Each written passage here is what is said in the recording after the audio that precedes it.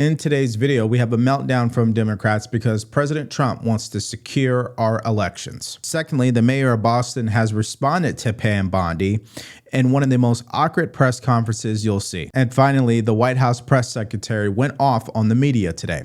So in all these stories, we'll show you what both sides are saying and give you the bottom line.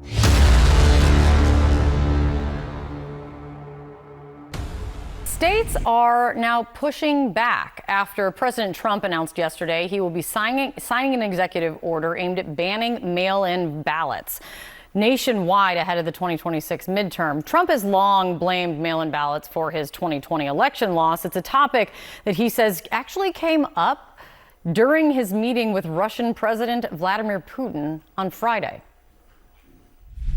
Vladimir Putin, smart guy, said you can't have an honest election with mail-in voting. And he said there's not a country in the world that uses it now. Mail-in ballots are corrupt. Mail-in ballots, you can never have a real democracy with mail-in ballots. All right. So number one, this is the type of story where you see Democrats and the mainstream media get so distracted and obsessed that they become confused and they're all over the place. OK, because they have to react to everything that the president says or does. Point number two, which is really in the form of a question, it doesn't matter whether or not you believe the 2020 election was stolen. It doesn't matter whether you believe someone can get 81 million votes or not. What matters is answering this question. Do you believe the most secure way to vote in our elections is by placing your ballot into a mailbox? Do you believe that is the most secure way? Please put your guys' answers in the comment section below. Now, let's first hear from the Secretary of State out of Colorado because she felt the need to go on to CNN and push back on this. Take a listen. To make it very clear, he will not be successful. I have beat him over and over and over as he has attempted in 2020 to roll back mail ballots. But mail ballots do not help one party over another. That's what all the data shows. It just helps voters vote in a secure and accessible way. And to put it in perspective, we do have vote by mail. We send it to every active voter, but we have weeks of early voting, same-day voter registration, a lot of in-person voting options. And in 2024, 92% of Republican voters chose to use their mail ballots. This isn't about security. This is about, again, a weak president grasping at straws, trying to hold on to power. He has escalated his attacks on our elections from weaponizing the DOJ to trying to keep MAGA control of Congress through corrupt redistricting. We need to fight back. Yeah, so as predicted, we knew people would lose their mind over that statement. And before I go any further, if you feel like you're getting value from this video as you watch this, please like, share, and subscribe. If you do want to support us further, you have two options. Shop our merch store where we release new t-shirt designs every week, or you can simply buy us a cup of coffee by going to the links in the description below. Okay, so I expect that your answers are in the comment section below as it relates to what is the most secure way to cast a vote. Is it through mail-in ballot? Now, my answer is no, very clearly, and it's not just my opinion because I'm going to show you why that is not the case. There are individuals coming out of the state of Michigan who are now being prosecuted for stuffing ballot boxes in order to win their elections. Take a look. New video obtained by Local 4 shows a black pickup truck pulling up outside Hamtramck City Hall in the middle of the night, just days before the primary election. All of a sudden, the lights turn on inside the truck. That's when you spot 3 men inside, including what appears to be Council Member Abu Musa in the back seat, the same council member who is seeking re-election right now. The video then shows the driver getting out and stuffing absentee ballots into the drop box. The only problem? They don't all fit. He then starts pushing them in before reaching for 2 more stacks. The whole time looking around to see if anyone is watching. After about 2 minutes, the group drives away. And get this, Local 4 found that it happened again, only 4 days later. This time, a different car pulling up with what appears to be the same council member in the passenger seat. He then starts handing bundles of ballots to the driver, dropping off 3 large stacks. City election results show Musa received 1,129 votes during the primary, making him the top contender for city council in November. Michigan State Police confirmed the videos are part of an ongoing investigation. It all comes just days after 2 Hamtramck City Council members were charged with election fraud. Okay, are you guys getting it here? So Democrats claim, no, our elections are secure, right? We're not stuffing ballots. That doesn't exist. Mail-in ballot is one of the most secure ways to cast your vote. Really? It's also one of the most easiest ways to cheat in an election. Did everybody know that? I mean, when you're talking about using an electric machine, okay, like the Dominion voting machines, you can't hack into those remotely. And so if I really wanted to get some extra votes, especially if my election came down to, let's say, 100 votes, yeah, I could throw in 101 absentee ballots into the mailbox. Why not? And that's exactly what we see here. But it doesn't stop there. They'll even go as far as to forge signatures on ballots. Take a listen. Would you like to make any comment about the charges against you? Did you forge any election ballots? Any charges? No comments. Nothing. So are you innocent? Silence as Councilman Muhtasin Sadman and Mohammed Hassan turned themselves in at City Hall Tuesday. The two leaders arraigned on charges of election and absentee ballot fraud. Forging a signature on an absentee ballot application. Sadman appearing first in court, given a personal bond of $7,500. State of Michigan versus Mohammed Kamrul Hassan. Hassan then appearing next, receiving a lower personal bond of $2,500. We even confronted Hassan again in the hallway. Is there any comment you would like to make on the charges?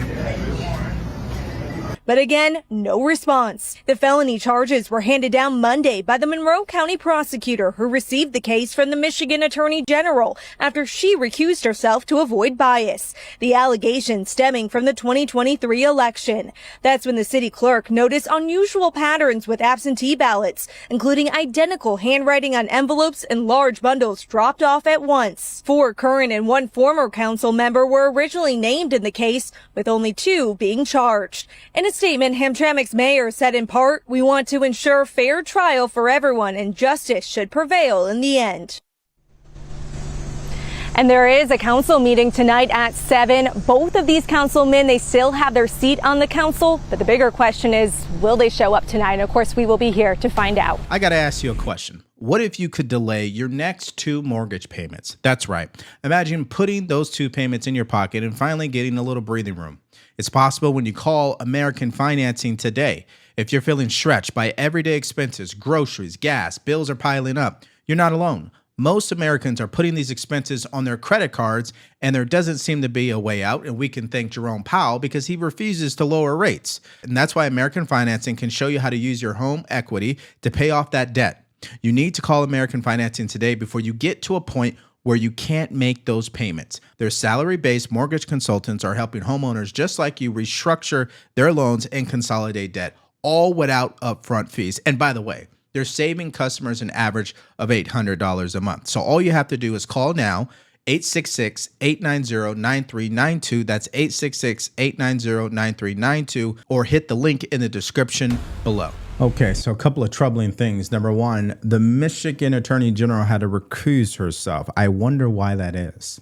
It's interesting. We'll have to look into that. Secondly, clearly at the local level, someone could cheat in an election. No problem at all because it's mail-in ballot.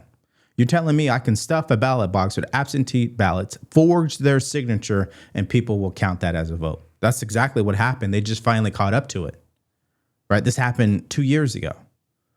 So this brings me to point number 3. Again, I don't care whether you believe the 2020 election was stolen or not. The fact of the matter is it's not a secure way to cast a vote in our elections as it stands today.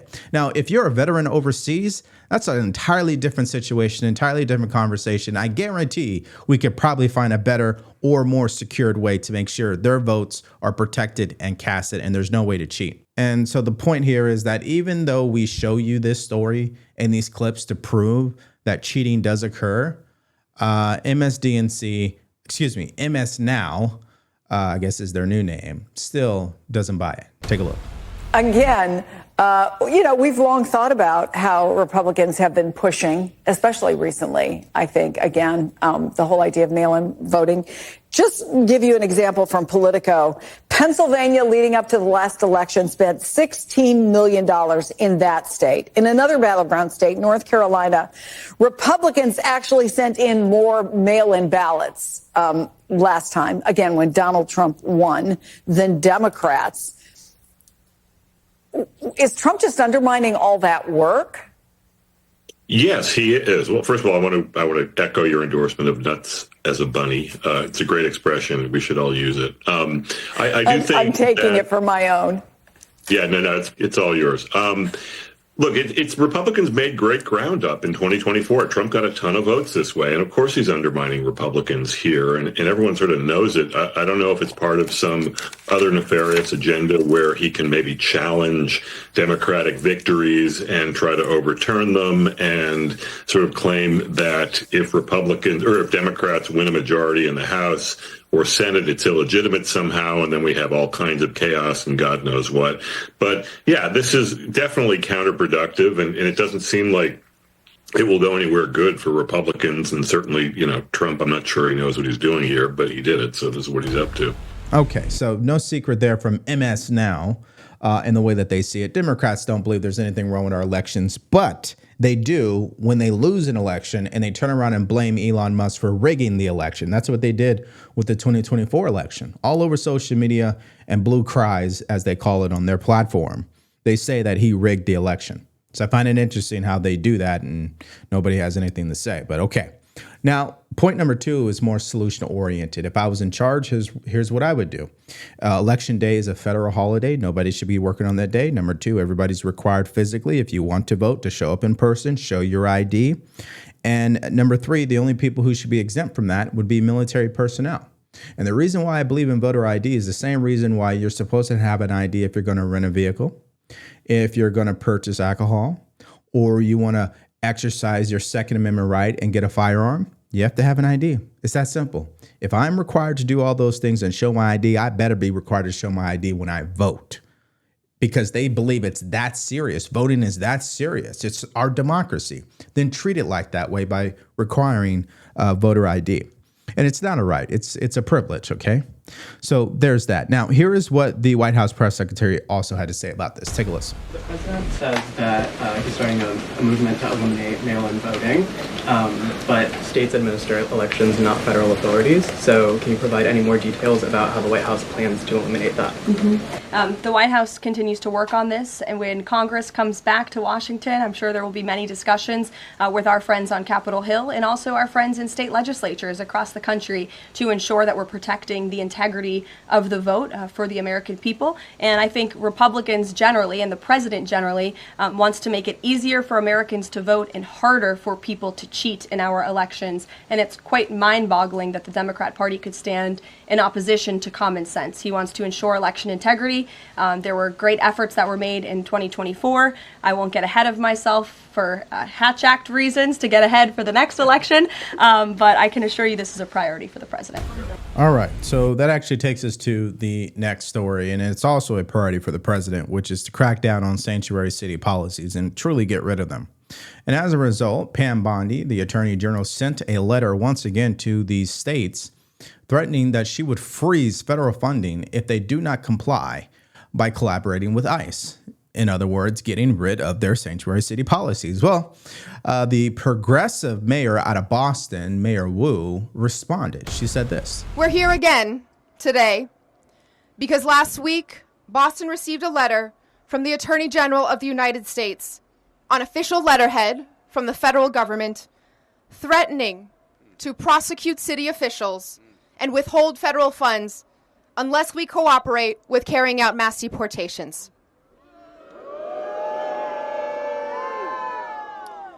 At a time when this federal administration is already causing so much fear and harm in our communities, these threats are serious and consequential.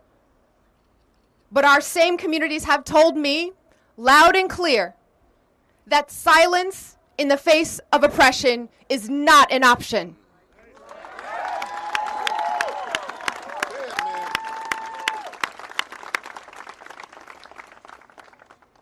The U.S. Attorney General asked for a response by today. So here it is.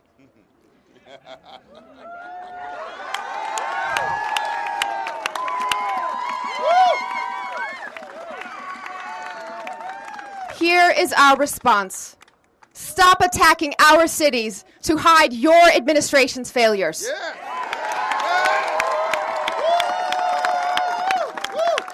Unlike the Trump administration, Boston follows the law. And Boston will not back down from who we are and what we stand for. See, there's one thing I do agree with her about. She will not back down from who she really is. And she's a radical left lunatic who puts illegal aliens over American citizens. That's exactly who she is. But again, she continues to make the case on why what President Trump is doing is clearly the right thing. Now, here's the spokesman from the Department of Homeland Security, Tricia McLaughlin, what she had to say. Take a listen. A bizarre press conference, but the lives of Americans is no joking matter. And these sanctuary city politicians, like Mayor Wu out of Boston, are playing Russian roulette with the American public's lives. I mean, look, in the last 2 weeks, we've arrested out of Boston child rapists, aggravated assaulters, really the worst criminals. And we're going to continue to do so. And if these sanctuary politicians won't follow the law, then we will be forced to flood the zone. We're hiring more than 10,000 new ICE enforcement officers. We have about 110,000 applications. So we're going to have the workforce to do that. Well, I won't speak for the Attorney General, Pam Bondi, but I will say I believe everything is on the table, including those lawsuits and including withholding federal funding. These politicians have to take action and stop playing these political games. 70% of the arrests that are made under this administration have been of illegal immigrants with prior criminal convictions or pending criminal charges. So these are criminals that we are going after. And that's why people who are arguing against President Trump's mass deportation, where they go wrong is because there's so many situations, so many stories where American lives have been lost at the hands of illegal aliens. That's just a fact of the matter. There's clearly crime happening in our country. And instead of focusing on that, they're so focused on fighting against President Trump. And that right there is their fatal mistake. The 10th Amendment forbids the president from strong-arming states and cities to use their own money and police to carry out Trump's agenda of terror. It is a violation of the 10th Amendment of the United States Constitution. Trump wants the city of Boston, Mayor Wu, to bow to his dream of absolute power. But today, we are here to say Boston will not bow down. Boston is not willing to bow down to law and order, and they shouldn't. They're willing to throw law and order in the trash because they're in love with illegal aliens that much. I mean, it's really fascinating. And this is all for a political show, of course. This is political theater. I mean, I don't even believe if they even believe what is coming out of their mouth, because it just doesn't make any logical sense. But this is the way they've chosen to fight President Trump, and they believe upping the rhetoric is going to work. I don't, but they do. Now, here is Kristi Noem and what she had to say. Take a listen. John, all these people in our country illegally are breaking our laws, and all President Trump has done is enforce the laws that are on the books. If Democrats don't like our laws, then change them. They're in Congress. Instead, we've got members of Congress and U.S. senators sitting down with terrorists, with pedophiles, with people who have attacked and raped and beaten people, and supporting them over the citizens that are just trying to get up every day and go to work and provide for their families. So again, every day there's story after story after story of tragedy in communities from these illegal criminals that are perpetuating violence on American citizens. And President Trump, I'm so proud of him. He has gone after and deported over 360,000 people that were breaking our laws. 70% of them have been charged and convicted with crimes and need to be held accountable for them, and we're returning them back to their countries. And he's standing up for what it is, and it's so incredibly important that we keep the focus on the fact that these people that are leaving our country broke our laws when they came here, and they did so willingly and knowingly. And as we know, that's not enough for Democrats because they do not believe it's a crime to cross the border illegally. In some respects, like people like Karen Bass, she doesn't believe it's a crime if they commit crimes in her own city. So that's how delusional they are. And I do hope that these elected leaders are held accountable. I really do, because this is just putting more American lives at risk, and it's just unnecessary.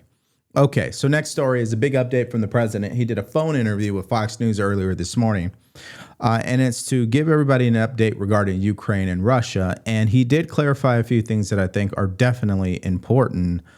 So let's start with this one. Just want to end it. I want to end it. You know, we're not losing American lives. We're not losing American soldiers. We're losing Russian and Ukrainian, mostly soldiers, some people as missiles hit wrong spots or get lobbed into cities like Kiev and towns.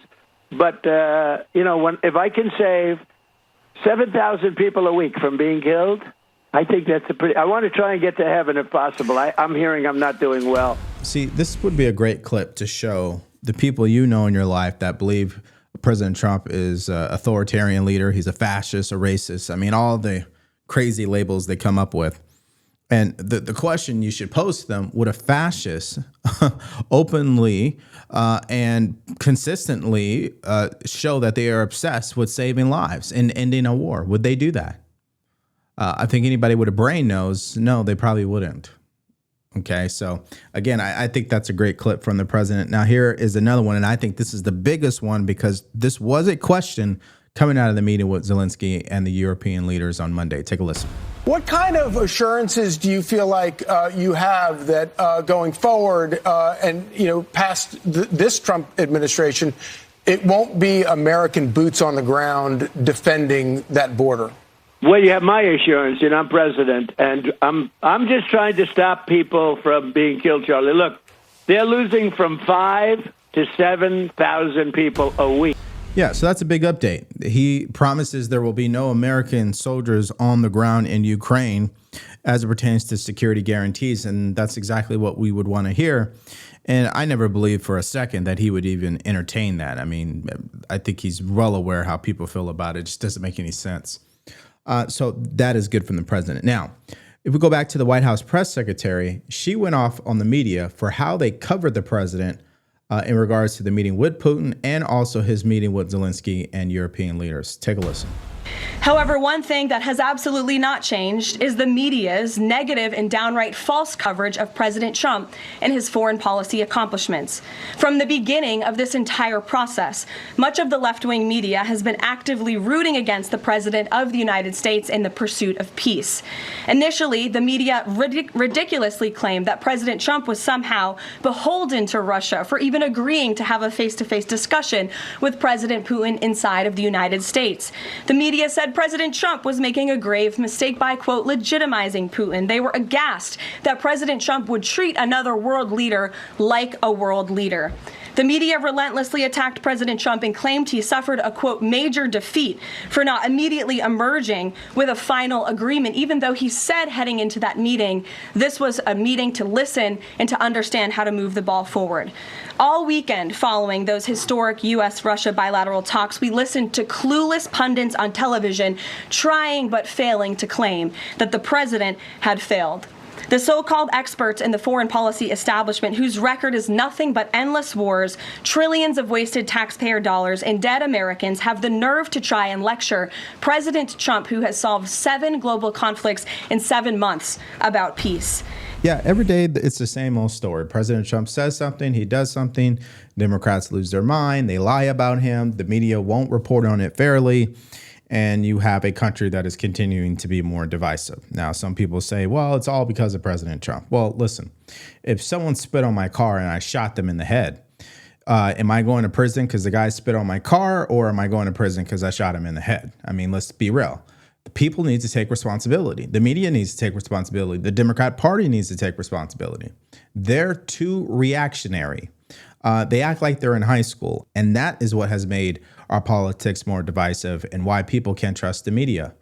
They've chosen to respond this way, and I think it's a utter failure. Okay, so let's get your thoughts in the comment section below. What's your stance on Mayor Wu and her response to the letter that Pam Bondi sent her that they would freeze federal funding if they don't get with the program and support what ICE is trying to accomplish here? Let me know your thoughts about that. And also, what's your take on these Democrat city council members getting caught stuffing ballot boxes in order to rig their election? That's actually on video, and they're being prosecuted for doing so. But according to Democrats, our elections are secure. What do you believe? Do you believe, and hopefully you answer the question, that the most secure way to cast your vote is by mailing in your ballot? Do you truly believe that? If you don't, explain to me why, and just give me all your thoughts in the comment section below. Okay, so in our next video, it's a huge bombshell from HHS RFK Jr. as he has launched an investigation into a Kentucky company who who harvests organs while people are still alive. It's a mind-blowing story, including what Chris Pratt had to say about RFK Jr. and more. If you're interested in that video, all you have to do is click on it because it's coming up right now.